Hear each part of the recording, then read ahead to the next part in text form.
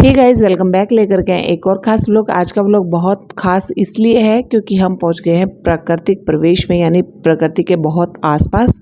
और वहां पर हमने अपना क्वालिटी टाइम स्पेंड किया, अपना बचपन याद किया। और देखिए, फुल मस्ती की बच्चों ने भी और हमने भी। मेन बात ये है कि जो ये व्लॉग है ये ओनली प्राकृतिक प्रवेश में जाना, घूमना और एंटरटेनमेंट करना नहीं था। ये है एक भिवानी का छोटा सा गांव तिगड़ाना, जहाँ पर एक सिद्ध मंदिर है, बाबा परमहंस या लटाधारी बाबा के नाम से भी जिसे जानते हैं। तो हम मौसम बहुत बढ़िया था तो हम निकल पड़े दर्शन करने के लिए। लटाधारी बाबा की महिमा का वर्णन कर पाना शायद मुश्किल ही नहीं, नामुमकिन है, लेकिन कोशिश करते हैं जितना भी हम जान पाएँ, बता पाएँ वो आपको ज़रूर बताएंगे। ये एक सिद्ध मंदिर है, यहाँ सबकी मनोकामनाएं पूरी होती हैं। और जाते हुए सबसे पहले आता है पंडित नेकीराम शर्मा मेडिकल कॉलेज, जो अभी अभी बना है, अभी क्लासेस लगनी शुरू नहीं हुई हैं यहाँ पर।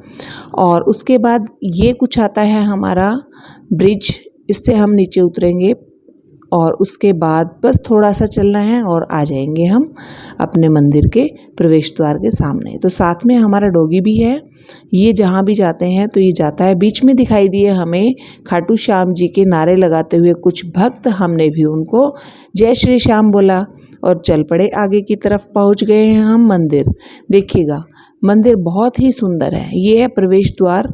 बाबा परमहंस के 3 मंदिर हैं और बाबा परमहंस जो है अक्सर लोगों को गांव के खेतों के आसपास तपस्या करते हुए, साधना करते हुए दिखा करते थे। एक बार गांव के एक भांजे ने कहा कि बाबा गांव में चलिए। बाबा ने जाने से इनकार कर दिया। एकांतवास के लिए ही बाबा के लिए गुफा का निर्माण करवाया गया था और बाबा इस गुफा के बीच बैठ करके साधना किया करते थे। और पहले ये गुफा जो है वो कच्ची होती थी, बाद में इसे सीमेंटेड करवाया गया। और आज जितने भी भक्त आते हैं तो इस गुफा से होते हुए बाबा के दर्शन करते हैं। बिल्कुल एकांत स्थान पर बाबा का मंदिर है।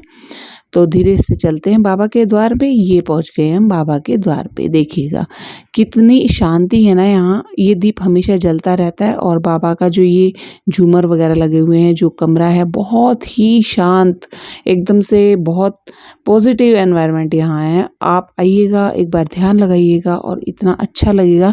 दूसरा सबसे बढ़िया चीज़ ये है कि यहाँ पर आपको जितने भी चित्रकथाएं हैं वो बहुत सुंदर होने के साथ साथ ज्ञानवर्धक भी हैं। दूसरी प्रतिमा बाबा की ये है और बाबा के प्रतिमा के जो चारों तरफ हैं कुछ इस तरह की अलग से सभी देवी देवताओं की प्रतिमाएं जो हैं वो विराजमान हैं। और फिर हम आ गए हैं नीचे। प्राकृतिक प्रवेश में ले चलते हैं आपको, जहाँ पर इस तरह भगवान राम का परिवार जब वन में गया था वो वाला चरित्रार्थ किया गया है। दूसरा हनुमान जी का चित्रण, यानी जब वो सजीवन बूटी लाए थे और यहाँ पर हनुमान जी को दिखाया गया है। जैसे ही आप एंटर करते हैं सबसे पहले आपको रूबरू होना पड़ेगा हनुमान जी से।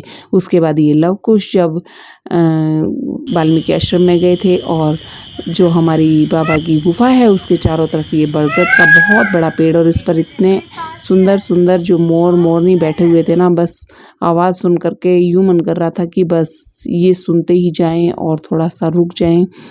इस तरह से शंख बना हुआ था। और एक और गुफा, ये दूसरी गुफा है, यहाँ पर भी हम आपको दर्शन करवाएंगे। देखिएगा, ये अलग से गुफा है। गुफा बहुत अच्छी है, कैमरे लगे हुए हैं, सारी सब तरह की सुविधाएं यहाँ है, किसी तरह की कोई दिक्कत है ही नहीं। और एक बार आ जाते हैं तो जाने का मन तो बिल्कुल भी नहीं करता है। ये हमारे भोले बाबा बैठे हुए यहाँ पे अपने परिवार के साथ, बिल्कुल साधना करने की सही जगह। और फिर चल पड़े हैं हम हरी भरी घास में, और इसके बाद रात हो गई है और निकल पड़े हैं वापसी में घर। वेदर बहुत अच्छा था और हम भी बहुत खुश थे। जैसे ही घर की तरफ आगे की ओर बढ़ते हैं तो कुछ बहुत ही गलत चीज़ दिखाई देती है। एक गाड़ी जो है वो डिवाइडर पर चढ़ गई है, पूरी गाड़ी डैमेज है। आगे से पता किया तो सबसे अच्छी बात ये थी कि किसी को चोट नहीं लगी, ओनली गाड़ी ही ख़राब हुई है। कोई बात नहीं, वो तो चलो ठीक हो जाएगी, बट किसी को लगी नहीं। आपको हमारा व्लॉग कैसा लगा बताना। राधे राधे। थोड़ी थोड़ी बारिश आ गई।